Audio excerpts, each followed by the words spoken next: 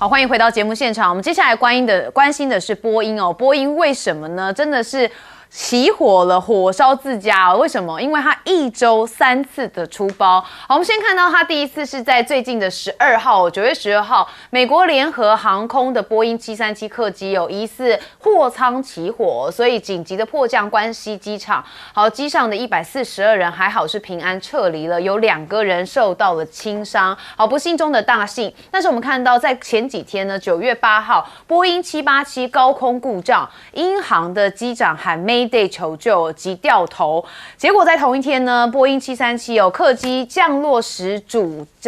起落架折断哦，加勒比海岛屿圣马丁机场是整个紧急关闭哦。大家可以看到的画面是这个加拿大西捷航空波音737-800客机在加勒比海岛屿这个圣马丁降落的时候，右方主起架着地的时候折断，那利用了这个紧急滑梯撤离，有3个人是需要来送医的。好，那不只是这个飞安意外，还包含了是波音出包被抓出有数百项安全违规的漏洞，所以美国 FAA 也记了重罚。但我们知道川普非常爱波音嘛，每次跟大家谈判的时候，这波音一定要在这个 package 这个包裹里头来一起的来谈哦。好，那我们看到是首个海外订单来，这是谁呢？是中国大陆产的 C919。客机亚洲航空是传说有洽谈当中哦。好，那当然这个外国航空公司有这个海外的订单来，对中国大陆的这个自产的客机来说也是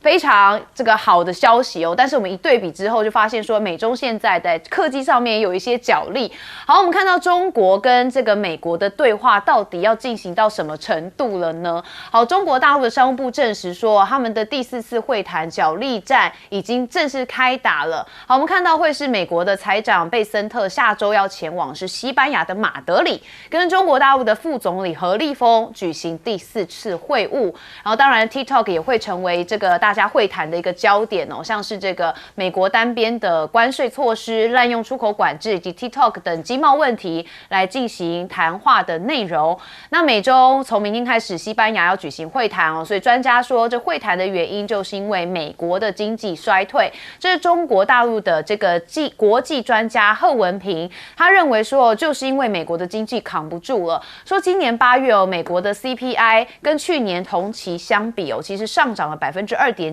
跟前期相比上涨0.4%，制造业的 PMI 连续6个月都是萎缩的，开工率跟订单量其实全部都在降。美国企业怎么样能松口气呢？其实还是着重在美中的经贸要够稳定才有办法。好，那我们也看到是美中之间的一个对话，包含的是卢比欧跟赫格塞斯，大家就说了，不知道他们两个到底说了什么，感觉都讳莫如深，也就是跟以往美国一言不合就公开美中讨论细节，制造美国向中国交涉施压的事件，现在看起来这一次是迥然不同吼。好，那美中在昨天晚上发生什么事情呢？因为几个小时之内就连打了2次电话哦，川普上台后这是第1次。好，我们来看内容哦，这是美中元首借着亚太经合组织峰会来见面。川普需要在这样的外交场合，在像是乌俄问题还有以巴问题上面接连失分的川普，都急需要找一个新的外交加分题。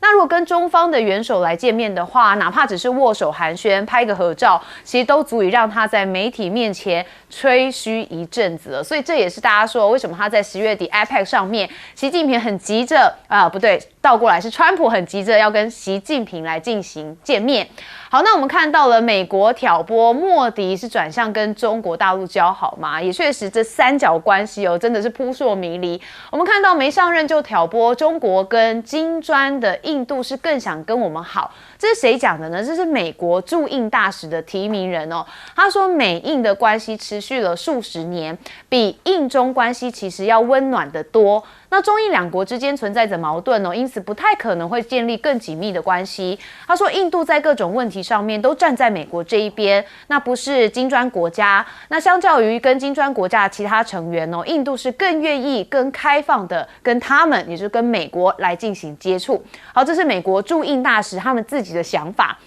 但我们也看到了美国共和党的参议员比尔·哈格蒂，他讲说，其实为什么现在这个中国士兵都没有开枪，然后印度的这个部分就融化了。好，他怎么说的呢？我们也来听听看。A lot of pearl clutching going on here in America about what does that mean? Is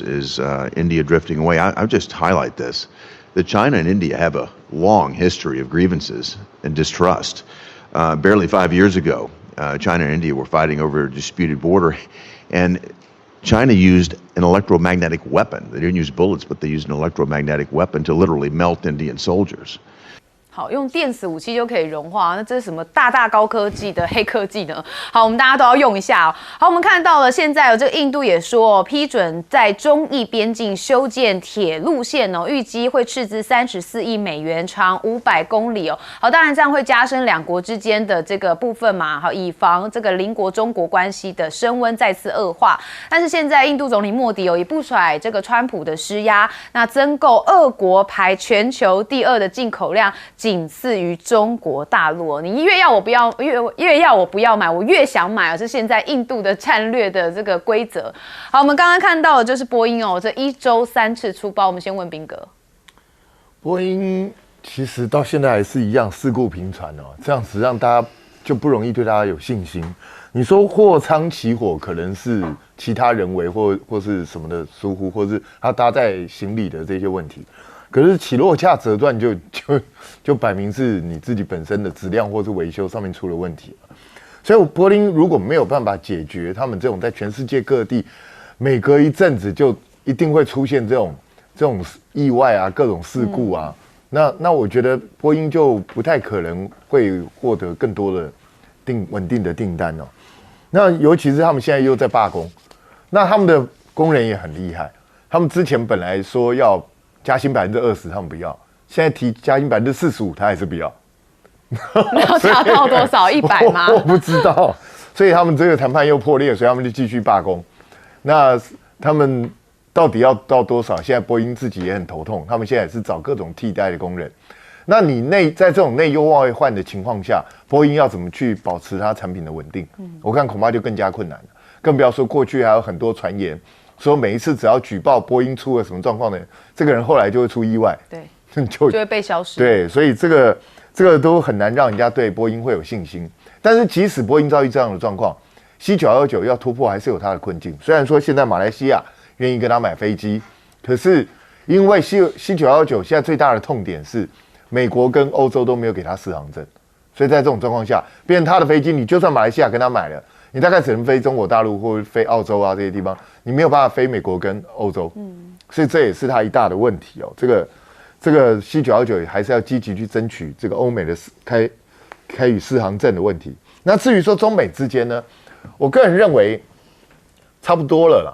也就是美国自己大概也知道，你再跟中国这样僵持下去，对你自己绝对不会有什么好处，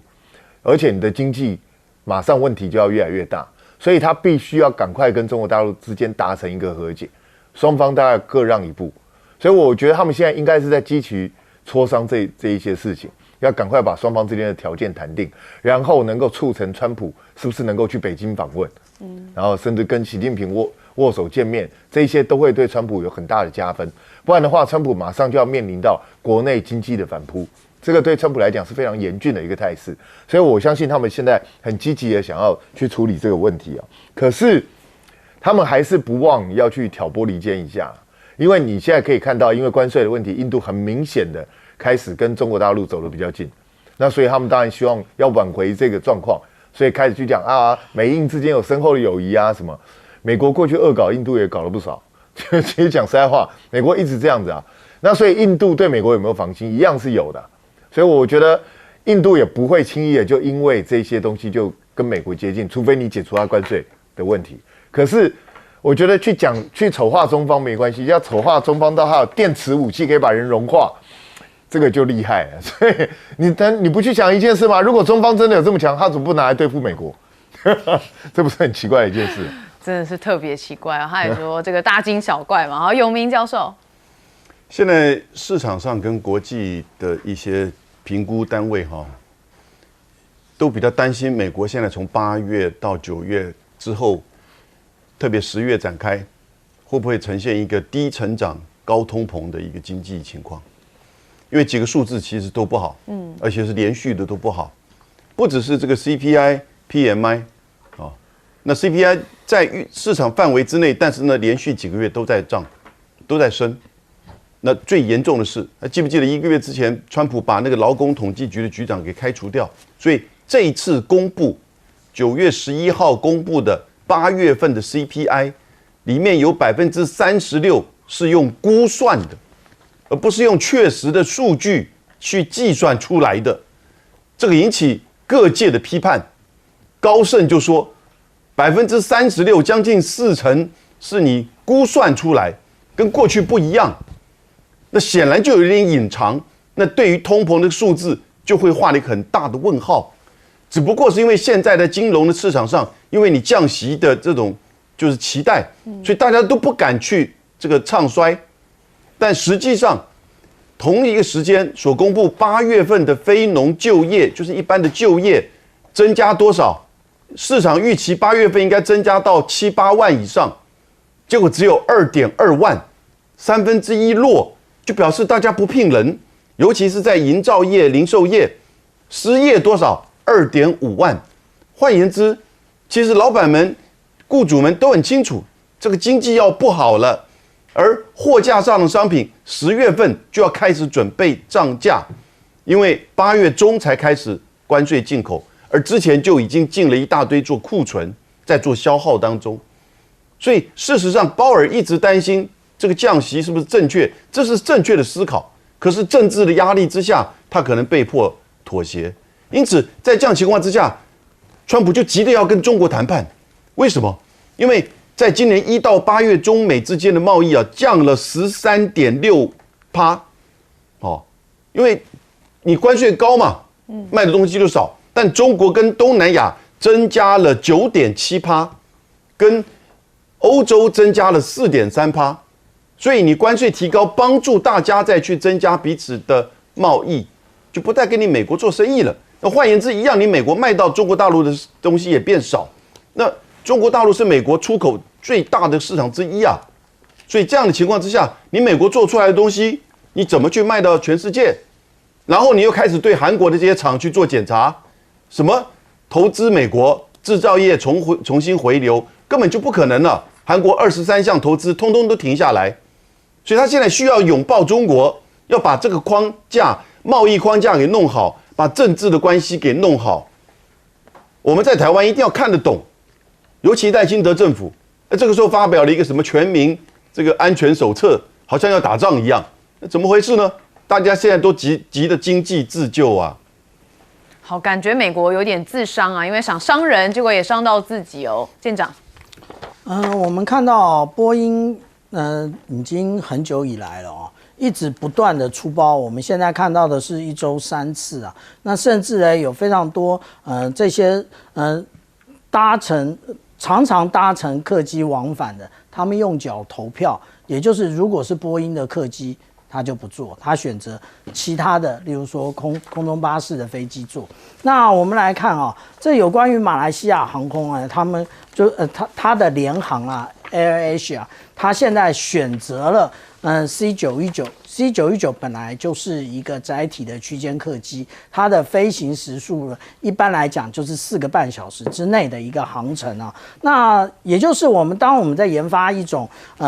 任何的这种商品的时候，我们要特别注意的是什么？是替代品的挑战。波音现在还在搞内乱呢，可是他没有看到整个的C919呢，整个在崛起啊。其实 C919到目前为止，它交的机数并不多，18架。那但是它已经运载了2.8万的小时，载客量达到157万人次啊。那现在在用的呢，当然都是中国大陆的国内，也就是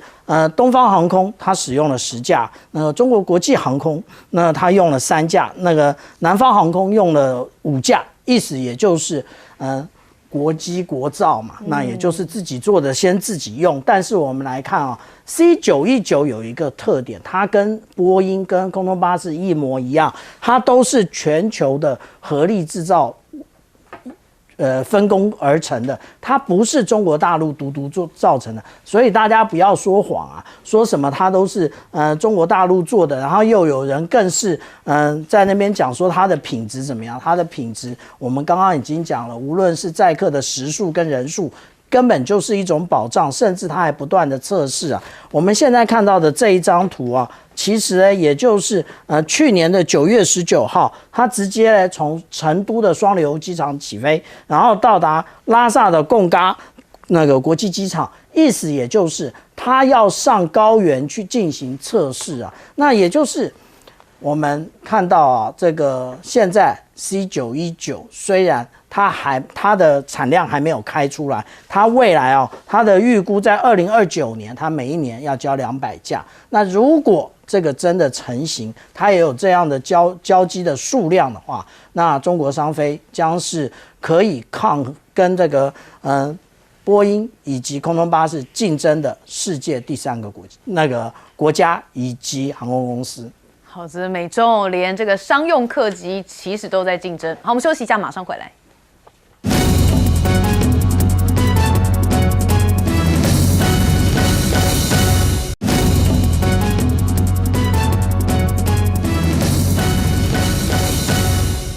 好，欢迎回到节目现场。我们之前不是有曾经听过，这川普想要得到诺贝尔和平奖吗？好不，但是现在他大斡旋反而是大失败。我们先看到他在以色列，看到的是美国不满以色列吗？因为川普的幕僚说，这谈判一有进展就去轰炸人哦。好，我们最近看到他真的是跟中东的很多国家，有6个国家在3天之内都有一些攻击哦。所以川普跟纳坦雅胡传说中在这个电话当中有激烈的争吵。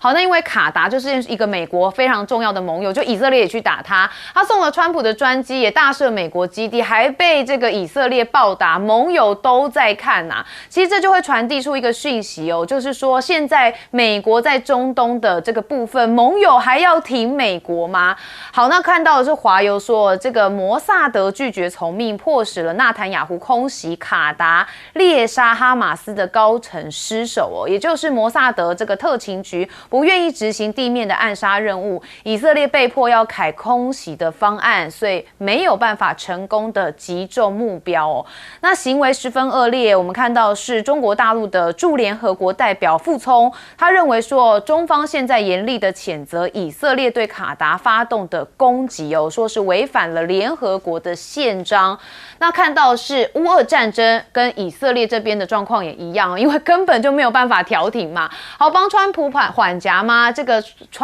帮普京缓颊吗？川普说，这俄军无人机入侵波兰可能是误闯啊，所以看到川普说这可能是一个错误哦。但不管怎么说，他对整件事情一点都不高兴，希望这事情赶快的结束。好，但是波兰的总理赶快怒斥川普说无人机的攻击不是失误啦。他说我们也希望针对波兰的无人机攻击是个失误，但是我们心知肚明，并不是这样子的。好，所以看起来这个国家在这个川普越讲之下，反而越暴动越反击哦。所以我们这个看到川普的斡旋是卡关哦。克里姆林宫这边是认为乌俄之间已经建立一个沟通的管道，而且在持续存在，但是就目前为止，更准确的说法是对话暂停了。所以乌俄和谈不是说要找这个普京来吗？就现在暂停中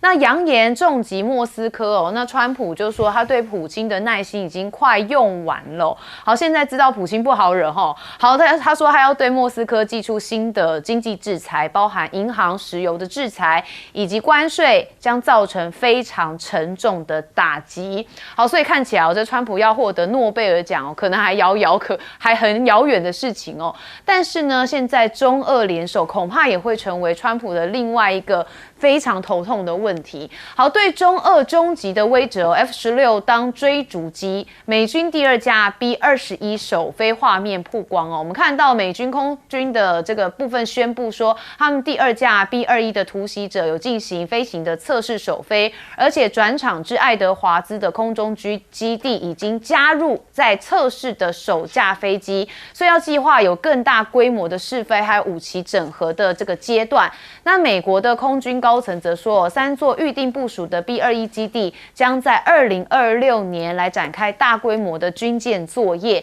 那这 B-21的逆踪轰炸机试飞首批的新机也是希望在明年进驻在这个中北部地区，也就美国的这个本地里头。但是我们看到俄国其实也没有闲着俄白联合军演，西方2025年登场波兰关闭了边境，限制空中的交通就担心会有一些冲突可能的这个擦边的方式出现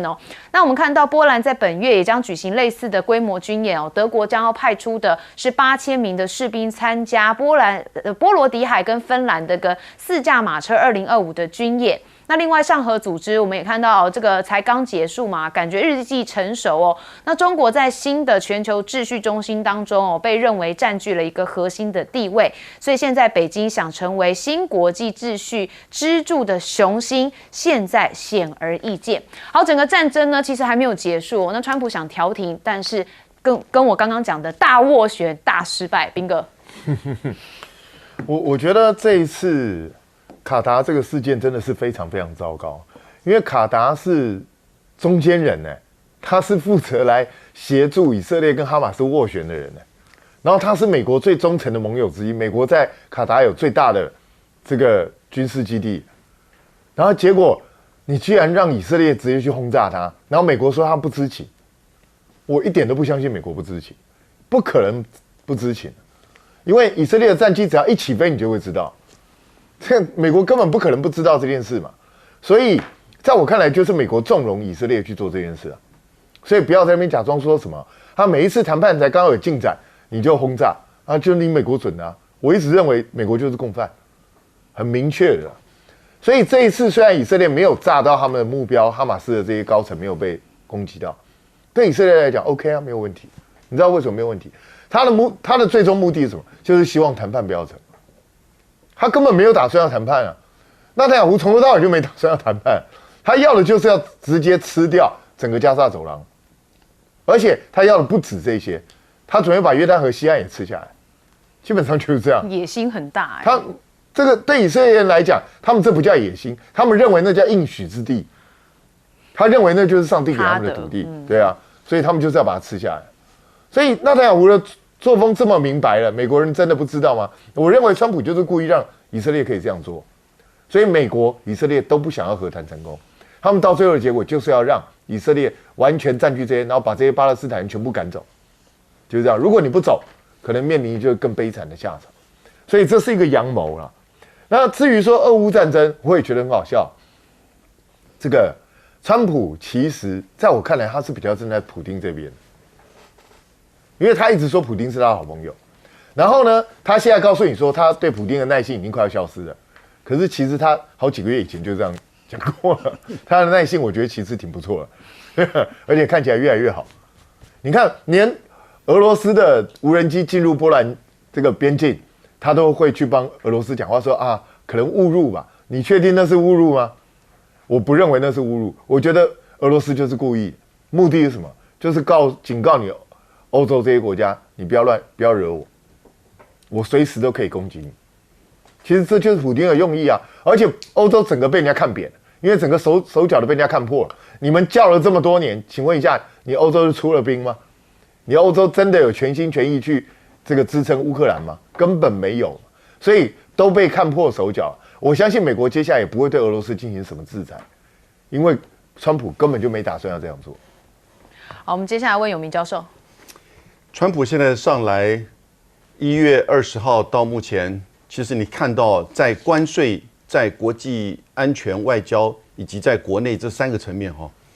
现在已经开始逐渐的出现严重的问题，慢慢的他已经没有办法再面对这种复杂的情势，跟他刚上来的时候那种呼风唤雨、全球媒体的中心不可一世，会完全相反。我预测到明年的第1季开始，美国的经济内部的情况，还有国际的情况，就会使得美国现在面临到的更加的严重的情势会急速的恶化。那到了明年年底，他的26的期中选举，他一定会跛脚。众议院，至少众议院就会被民主党掌控。那我觉得，在关税层面现在很清楚，大家已经发觉到，他已经是无所不用其极的再去压榨、再去要求。那鲁特尼克有一次在电视上讲到台湾，不是说要有一个大的这个交易要出来吗？我们现在等待。可是他还讲到日本，因为他说美国要设制药厂，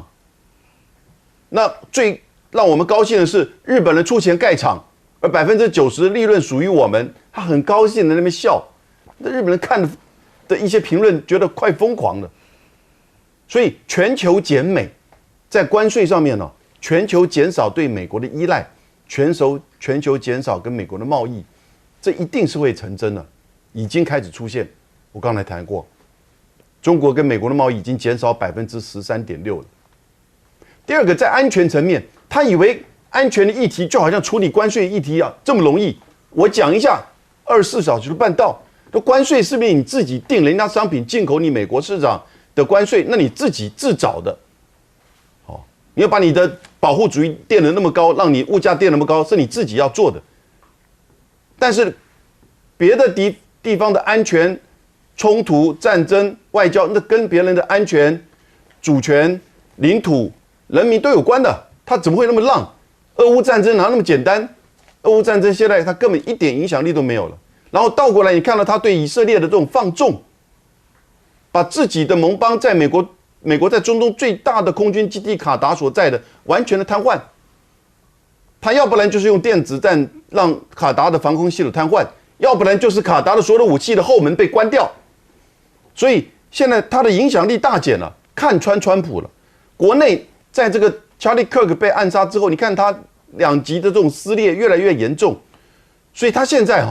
是处处起火，所以他就很希望赶快去跟中国大陆去赶快定一个新的架构出来，稳定一下。他现在急于要处理他内部的事情，至少明年这2院他不能够失去任何一院。不过我觉得他的想象跟他的期待跟最后事实发展都会不相符合的。明年呢，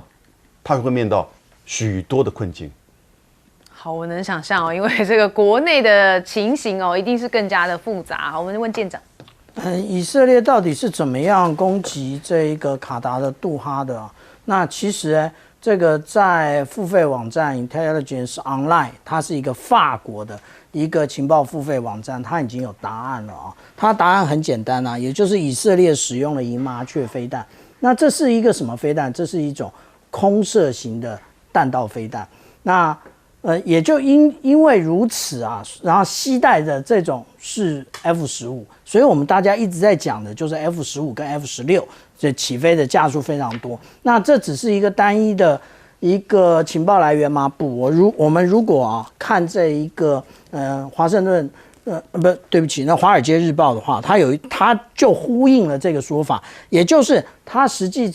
使用这种弹道飞弹，而且它高超音速飞行，然后它这样打，那也无怪乎，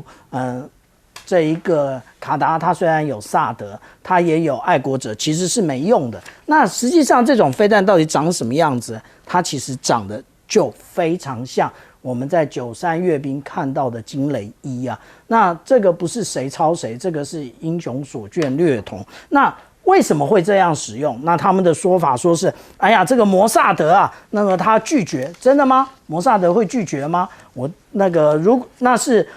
们是要分析这个纳坦雅胡指挥不动了吗？当然不是，他就是要测试这一种飞弹，而且刚刚海明哥讲的非常对美国到底知不知道？美国当然知道为什么？因为这个飞弹是那个以色列的那个拉斐尔跟美国雷神公司一起做的。而且发射之前呢，雷神宫必须要美国同意才能够发射的，所以你说你不知道，那真是笑死人！你是懂王川建国同志。那他为什么要发射这一枚？因为实际上来讲，在93阅兵的时候看到了这一个惊雷1。那惊雷1，我们现在看到的是 War Room 的这个报道，这是一个专业的军事的网站他讲到说，其实呢，它的威力对于美国来讲是有一定的威慑性的，而且也就因为如此，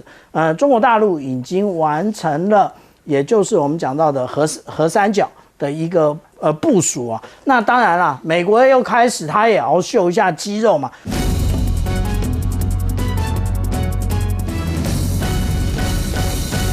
好，我们可以看到，今天现在有一个今天一直在大家讨论一个话题是这个川普是不是中风？从画面上可以看到，川普的右边出现了一个这个歪嘴的这样的一个状况哦，所以很多媒体呢就有一些质疑是说，是不是这个川普出现中风的一些情形？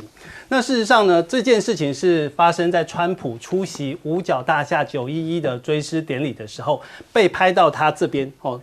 脸部有下垂的情形，这个画面呢迅速呢在网络流传，引起外界质疑，可能是不是川普中风？不过呢，川普当天呢傍晚跟隔天他早上都2度公开露面，他的神情都是很正常，在一定的程度上也缓解了外界的这些担忧。有没有中风，可能还是需要这个白宫方面做出相关的一些说明哦。不过呢，对于美中之间最近密集的打电话，可能会让川普不是很高兴，因为包括了美国的战争部部长，包括了这个跟大陆的国防部长董军哦，在最近就打了这个电话哦。那在这个电话里面是今年1月，这个赫格塞斯他就任美防长以来，这个中美防长第一次，等于是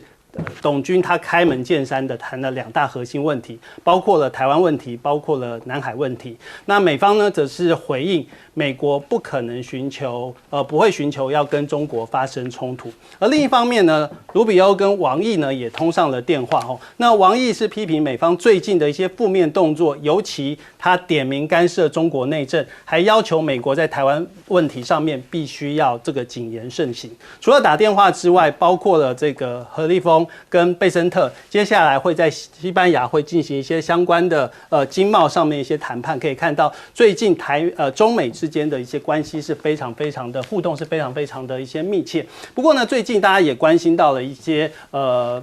中美之间的一些互动。主要是农民就是美国农民他就非常的绝望，喊话是说中国都不买了，他只能缴税，大豆倾销，危机加剧。以前都是卖给中国，那现在中国就不买这些商品。那甚至呢，随着美国农民呼救影片在 TikTok 疯传呢，大豆滞销，价格也暴跌，所以贷款也难还哦。这个包括了农场都濒临破产的局面，就现实完全是呈现在这个世界的面前。那目前大陆方面当然是有底气所以在农产上面可以说是频频出招，我就是不愿意买这个美国的这些大豆。另一方面，我们来关心的还是一些军事上的一些议题，就是福建舰入列，歼35也准备好了吗？最近最引起大家关注的就是福建舰，它第一次穿过台海直奔南海，包括了歼35跟歼15T 都同框出击包括这边的描述就是说，歼35跟歼15T 的高低搭配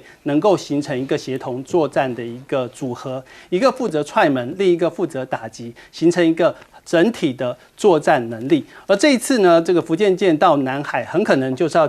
展示或是要进行相关的一个测试，就是海上弹射拦阻的一些试验。那如果9次的海试呢，能够顺利的完成所有的一些相关的一些测试的话，那福建舰很有可能在今年年底就会正式的进行服役。而到目前为止呢，歼35的舰载机已经公开了至少3架的量产型，加上歼35A。总共有10架以上的量产型。然后大陆方面的这个军事网站呢，也特地用1分钟的这个影片来让大家看懂福建舰的来时路这个玉渊谈天他公布的一些相关的影片，包括了从无到有，从改装到国产，从小木船到3航舰，人民海军向南向蓝继续的前进他公布了非常多的这个影片，而且画面的这个质感非常非常的精细，他把了福建舰用1分钟的时间，让大家看到福建舰整个形成的一个过程。而除了福建舰第3艘的可能会入列，现在是被关注的另一个就是中美之间已经缩小差距，因为有传出中共的第4艘航舰会正在进行新建美国的军事网站透过卫星影像的分析，认为中国已经在辽宁大连呢启动了第4艘航母的建造工程，并推测其可能会采取核动力来推进，这赋予无限续航的这个能力。除了在航舰上的一些交锋，另一方面在中美的太空上也在进行交锋目前看得出来，大陆在这个土星上面好像有很多的一些计划跟相关的一些安排。那外界很期待是说，大陆是不是现在要进行所谓要找宜居星球的这样子的一个打算，这是在太空上进行相关的一些探测。那在美国方面，则是有扩大版的太空作战架构，目前也是透过了 SpaceX 的这个火箭，将首批21枚的这个传输层第一批次的通讯卫星发射升空，最终会有150枚的卫星要送到低轨道，进一步要建构由数据传输和预警卫星构成的全球卫星网络，强化美军的战场通讯还有联合作战能力。我们请帅将军。基本上，美国的太空工业已经随着 NASA 的没落，现在完全要靠民间的这个 SpaceX 的帮他来投送。因为原来在俄乌战场上，美国的星链发挥了很多作用，所以美国现在很积极的要发展这个低空卫星的。因为低空卫星是需要一定的数量才能发挥力量，现在中国大陆也在急起直追，但是在太空对接、太空站的这些技术，美国已经远远落后，这是一个现象。第二个，美中现在的关系，因为川普面对这个关税作战，迟迟不能把中国拿下，他就非常头痛，因为这么一个有力的抗击啊，就很多国家都在观望。所以关税战一旦失败了，那美国有不可承受之重。川普自己也讲了嘛，贝森特也讲了，如果最高法院说你这个是违法的话，你现在要赔多少钱？到年底要赔多少钱？到一个天文数出来，这美国就要垮了。所以我相信川普一定会在利用什么大法官会议里面他占多数，说这个违反到国家安全。就好像台湾有的人啊，欠债欠到银行怕他，对不对？搞这个名堂。事实上，川普这个有没有中风我们不知道，但是我们所知道的，川普现在是关关难过，关关不好过。你看，中美谈不出一个结果，农产品被中国捏住脖子。我在 Kansas 我接触过这些农民，他们是大规模的种植，投资也大，肥料、机械，是不是？一旦这个大豆卖不出去，他可能连房子都法拍，所以这个问题对共和党的基层党员来讲，明年川普的这个期中选就不会很好看。第二个，通膨，通膨现在开始，一直到圣诞节过后会更高。那通膨，那下面就是美债，美债完了又是美国这个看到93中国大陆的阅兵，所以你看它有两边的作用。他现在主打的是经济作战，经济如果打不赢的话，他就不要谈什么 Great Again。那军方现在也知道，现在中国大陆所有的武器是针对他的尖端武器做出来的克制武器，所以你看他急急忙忙要跟董军建立信管道，因为美国国防部讲话都比较不像国务院啊、外交部啊这些那么嚣张，因为什么？开屁股的是他。你们惹出了问题，他要负责去解决，而他知道解决不了。是第一个，中美不可能发生核子作战。如果是地区的局部战争的话，你又在大陆东南沿海，你占不到一点便宜，你搞不好全军尽没。所以这个马上就说我们要建立热线电话。他希望除了你国防部长的热线电话，战区也要有跟战区，太平洋总部要跟你这个东南战区要建立热线，是吧？不容许有擦枪走火。当年96飞弹危机，我到他国防部开秘密会议的时候，真正的主题是台湾，你不要给我擦枪走火，言下之意，你不要拖我下水。是，所以这个问题到现在，美国的军方没有变，为什么？他不值得台湾的利益去发动跟中国的战争，所以这一点大家要搞清楚啊。尤其在93阅兵以后，美国一看，所有的新的尖端武器都针对美国的尖端武器加以克制或者是超越，所以你看，贝森特谈的主打的是经济，美国的国防部长主打的是军事上不要发生冲突，这个看得很清楚了。秦源老师，好，我跟你讲哈，把这个前后的消息全部看在一起，让大家有一个完整的一个概念啊。我们上一期的话呢，讲到说是赖清德的做法非常奇特，让人发觉他好像是不正常一样啊，就是要跟大陆完全脱钩断裂。这里头当中的话呢，讲第一个重要的概念，就是大陆的93阅兵没结束啊，接下来福建舰就是阅兵中的一部分，而且可能是重头戏。就福建这个航空母舰的重头戏的话呢，不单单有福建舰，还有在大连的话呢，即将成立的004是核能航母啊，这个大家要搞清楚。在这种情况下呢，川普可能会中风的原因，一定被中国气的啊，一定被气的主要原因非常多了啊，原因非常多。为什么大家看到，就是说我们刚刚上面讲到这3个消息啊，2通电话，1个讯息啊，其实是非常重要的。一个是董军对海克塞斯，另外一个的话呢是王毅对这个卢比奥，就看起来好像是董军对海克塞斯像大学生对小学生，王毅对卢比奥的话呢，就像研究生对幼稚园学生，差距太大了，人们的认知差距很大。川普的内阁里面什么货色，我们自己心里明白得很。那他们基本上连这个他们2个讲同一个观念，就是台湾就是核心利益，讲得非常明白啊，他们都听懂，所以他们叫赖清德来这边加着一些力量啊，增加力量，以为台湾是个筹码，所以台湾才不要命的冲出去。那这边的话呢，贝森特加上何立峰在谈的时候，大家记不记得？原来贝森特讲说啊，有关中美贸易的话呢，目前没有结果，我们要10月底再谈。今天才9月中啊，9月15号都还不到啊，对不对？就开始已经漏消息，要到马德里谈，要到西班牙谈，这说明了什么？说明了美国急了。美国急的话呢，美国急的是3件事情，一个是稀土磁铁，它很急啊，军用民用它都要啊。因为如果说没有稀土磁铁的话，它的国防科技根本不能发展。那另外的话呢，它的大斗上面有压力啊。那个共和党的话呢，刚刚我们将军讲得非常好啊，给他启动选举构成了很大压力啊。他自己会觉得说，哎呦，这个大斗烂在地上，人家支持你搞的结果没有什么啊。然后第3点的话呢，那在这种情况之下，你的这个武力看完阅兵以后，你凉了半截，你这该怎么办呢？该怎么准备呢？所以在这种情况下啊，美国本身一方面就跟大陆谈啊，就是说就是有国防啊、外交啊，然后商业啊、财政啊，他们都在谈。同时的话呢，在台湾这边呢，就叫你尽量做啊，横跳得高一点啊。那么这里面当中讲的，大家要非常注意这3个，就是2个电话1个讯息里面驱动的真的核心，我觉得这是最重要的一次，就是说大陆跟美国谈，直接把台湾这个核心利益放在嘴巴上，是以前很少见，以前没有。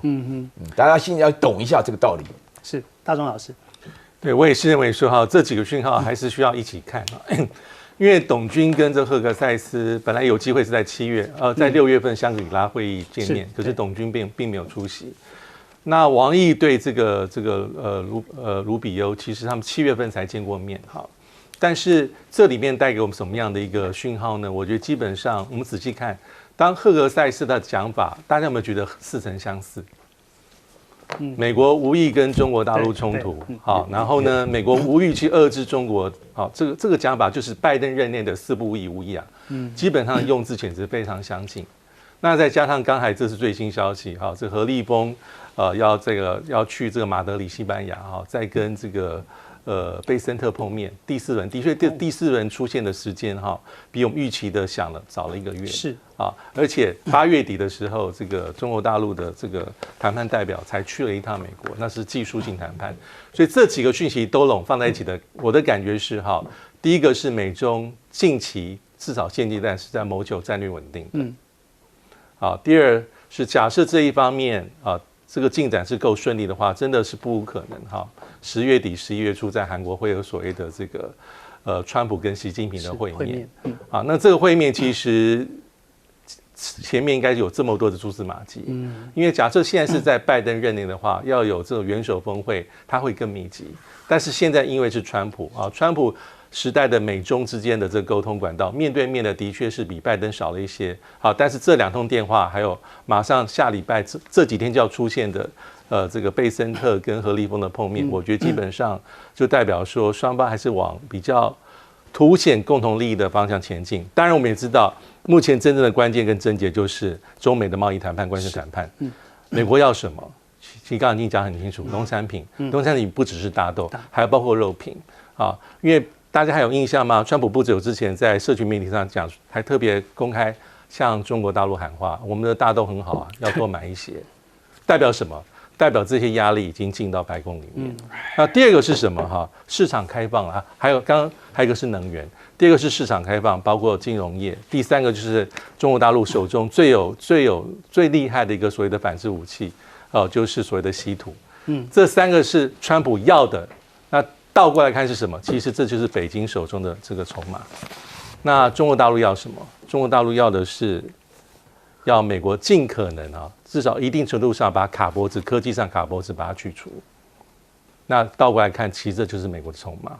那中国要的是什么？中国大陆还要的是让美国能够呼应台湾是中国的核心利益。那这倒过来看，其实这有点可能是川普在说话上可能比较可以弹性的地方。假设真的会有所谓的川习会，所以目前美中之间的交手，我觉得非常高度的复杂。双方都不是省油的灯，所以这里面还会有一些不确定因素存在。除了美中之间的相关的一些争议之外呢，现在大家关注的还有就是亚洲的问题哦。李在明呢，这是痛批在韩国限制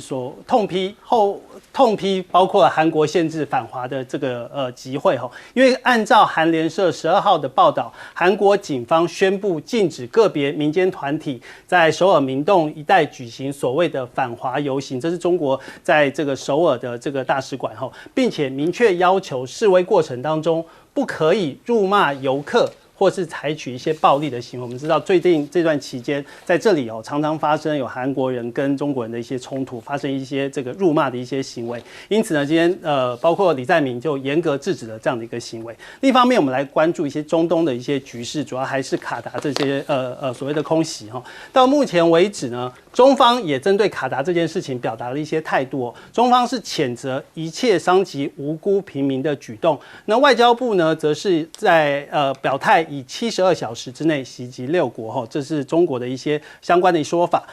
大陆外交部的发言人就有提到，他谴责一切伤及无辜平民的举动，暴力换不来安全，武力也打不出和平。我们可以看到，针对中东、针对卡达这件事情，大陆的外交部也提出了相关的一些说法。而另一方面呢，卡达则是非常感谢他们所谓中国有正义的发生。那卡达的这个相关人士特别提到，是会采取一切的措施来保护主权。那卡达向中国在联合国安理会紧急会议上给予卡达坚定支持跟公正的立场，给予最诚挚的感谢。可以看到，中国跟卡达跟中国在中东之间的影响力可以是越来越大。那另一方面，相较于中国跟卡达，美国跟中东之间的关系似乎就有受到一些影响。以色列这一次呢，凸显了一些讯息。波湾各国数十年来积极在政治跟金融上是转向美国，但是如今可能会出现一些质疑。当地的一些这个智库、一些学者特别提到，这些国家会想要知道要怎么做才能吓阻未来的攻击，而不是依赖一个无法保护他们受到盟友攻击的一个合作伙伴。这主要还是针对美国。另一方面，我们来看看中国跟印度的关系是不是出现解冻的情况，然后美国还想瞎扯要进行相关的一些挑拨哈。这是共和党的参议员他提出了一个说法，是说中印之间长期以来存在着一些不信任和怨恨。他特别提到了一个很离谱的一个说法，他是说中国的电磁武器会融化印军。这印度媒体就觉得莫名其妙。我们来听听这个议员的说法。没常识。A lot of pearl clutching going on here in America about what does that mean? Is India drifting away? I'll just highlight this: that China and India have a long history of grievances and distrust. Barely 5 years ago, China and India were fighting over a disputed border, and China used an electromagnetic weapon. They didn't use bullets, but they used an electromagnetic weapon to literally melt Indian soldiers. 这个参议员在这个致辞的时候还特别强调，自己说的融化就是字面上的融化，所以是说大陆的武器可能会融化印度的军人。我不知道这个是怎么样子的一个说法哦。等一下可以听听这个来宾的一些意见。那另一方面呢，中国跟印度方面的确在互信基础上是越来越好哈。印度和中国在这个在进行一个互信的一些建设的一些设施，要增加一些摄像头来减少一些冲突后，目前印度建立了全面的监视的网络，对于实际监控线以及周边地区进行全天候的这个广泛的监视。其长期的目标是要减少额外的一些巡逻，因为巡逻可能就会发生冲突，它用一些设备来进行这样冲突的一些减少。而另一方面呢，这个印度汽车的零件也开始关注这个中国的技术，主要就是美国跟印度这个关税的一些问题，一些汽车零组件的制造商就开始与中国的尖端科技来进行相关的一些合作。那另一方面呢，这个印度的汽车零件制造商协会领导人他就特别强调，中国是印度最大的汽车零件进口来源国，是下一个出航时代的关键技术的一个宝库。可以看到，印度也把目光投向了中国的这个汽车零组件的一些生产制造。这边提到就是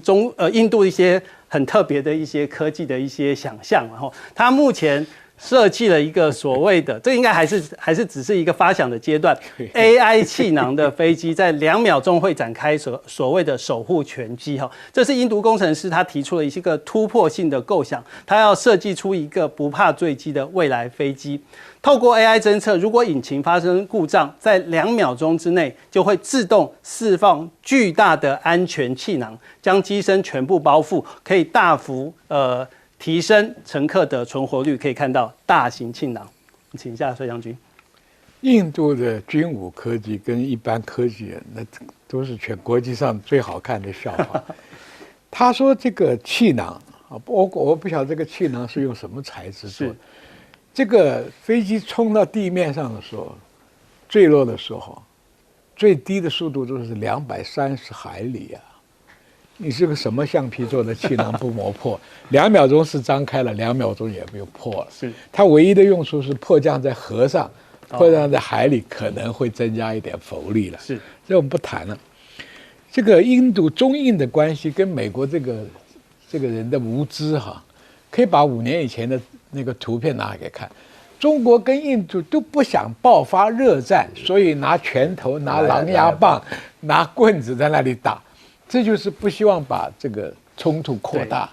这就没有意愿要真的发动战争，所以才能规定大家不开枪。那现在长久的对峙下来，印度快受不了，因为在这么雪线以上的高山上，中国大陆的后勤补给做得比较好，士兵宿的营房有暖气，有热食，巡逻哨点啊，还有无人机送餐点。相比之下，印度军队就很惨了，是就没有热食，吃干粮，也没有暖气，所以现在干脆两国既然不想打仗嘛，那就装点监视器就好了嘛。所以这也就是把局面松缓下来。那印度现在被美国刷了2耳光，一个是超级关税，50啊，另外呢，这个川普很羞辱，对不对？给除了高关税以外，还有那个农产品，是，那你农产品进去，莫迪就不要选了嘛。所以有一个叫做暂时性的双方的失控，那当然要跟中国拉手，表示撒娇的味道，就是说你美国不甩我，我还有中国的朋友。当然他也实际需要，像印度的那个最大的财团塔塔集团做的电动车，没有中国的稀土的电池，它电个屁啊！什么车也是开不出来。当然它也需要，所以但是整个来看，印度跟中国的资源呢不构成真正很大的互补，所以这个交情我觉得也是短暂的。你像俄罗斯跟中国，它可以撑久，为什么？中国要能源，要天然气，俄国多的就是能源，多的是天然气。俄国需要的工业产品，中国大陆可以供应。所以我讲，双方有重大的经济来往，才会有更坚强的友谊。你要不信，等到川普哪天对印度关税恢复到20以下，对不对？然后在农产品不进去，美国也不在乎那个米的销路嘛，那印度马上又回去了。所以我跟你讲，这个国家是一个摇摆不定的国家。好，我们休息一下，广告回来我们继续聊。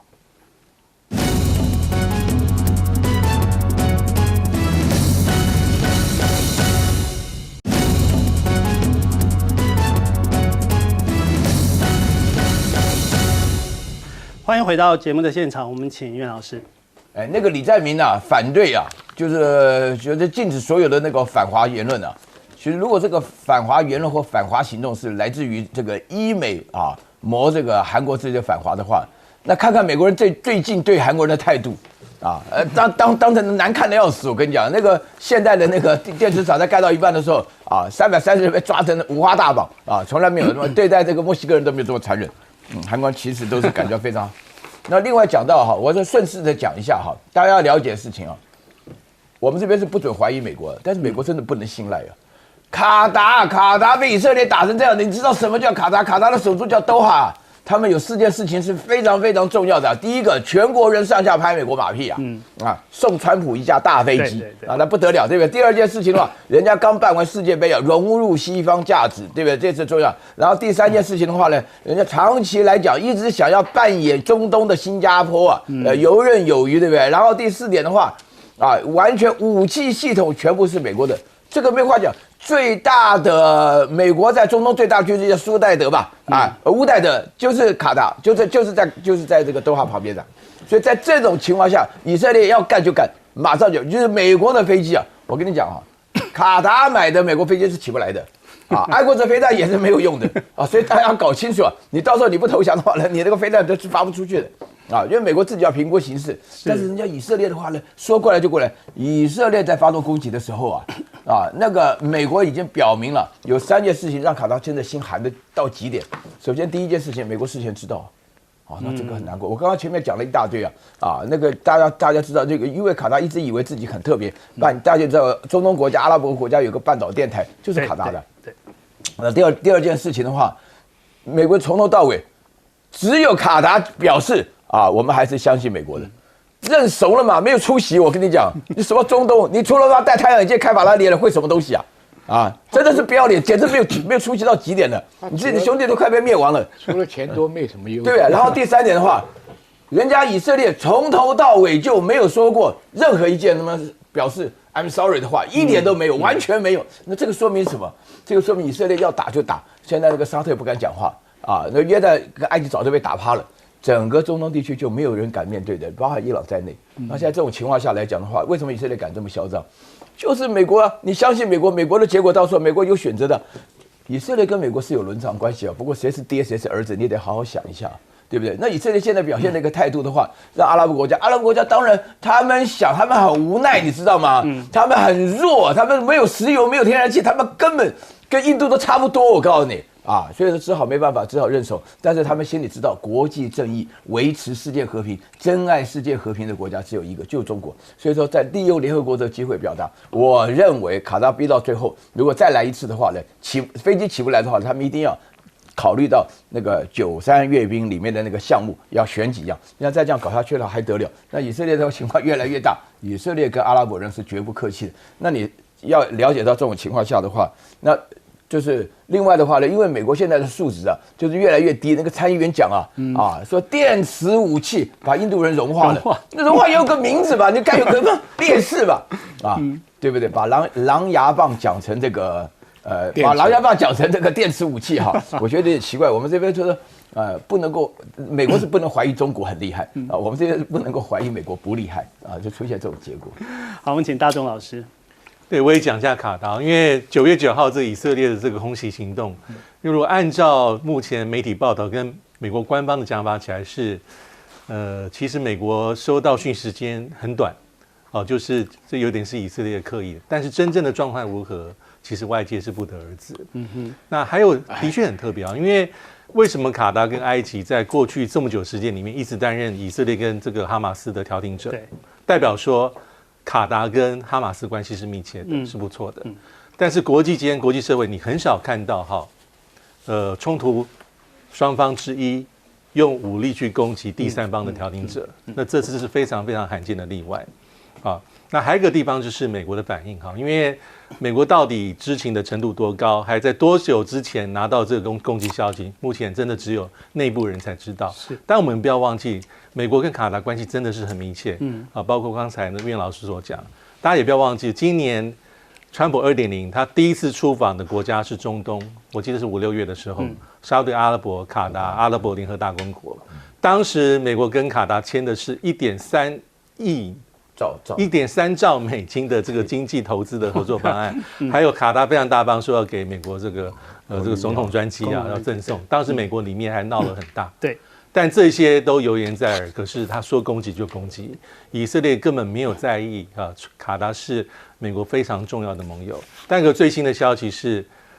川普也安抚了卡达了。好，昨天应该是12号的晚上，在纽约，他邀请的是卡达的领导者总理到纽约一个晚宴，其实就是一个安抚的手段。是，那卡达还是去不去？卡达还是去了。那卡达虽然是抗议了老半天啊，但是我老实说，这样的抗议其实在联合国安理会里面能够处理的是非常非常的有限。好，基本上当卡达愿意去接受川普晚宴的时候，你可以代表其基本上卡达的政策大方向是没有改变。抗议归抗议，该有的这个途径都走了，但是可能没有办法改变太多。好，那还有一个地方是这个。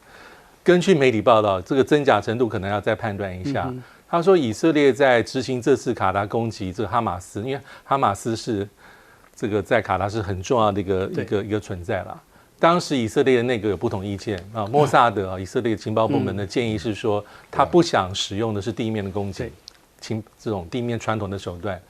那最后这个内塔尼亚胡才决定说采用的空袭作为手段，但这个攻击其实在以色列内部可能也不是没有反作用力的，是也会有很多种各式各样不同的声音啊，所以这是卡达的事件。那这个印度跟中国大陆的这个关系啊，我觉得我还是讲一下，目前来看其实是有缓解的明显的征兆。对，好，从2018刚讲到边界争议是最高峰在2020，好，但是因为川普的政策。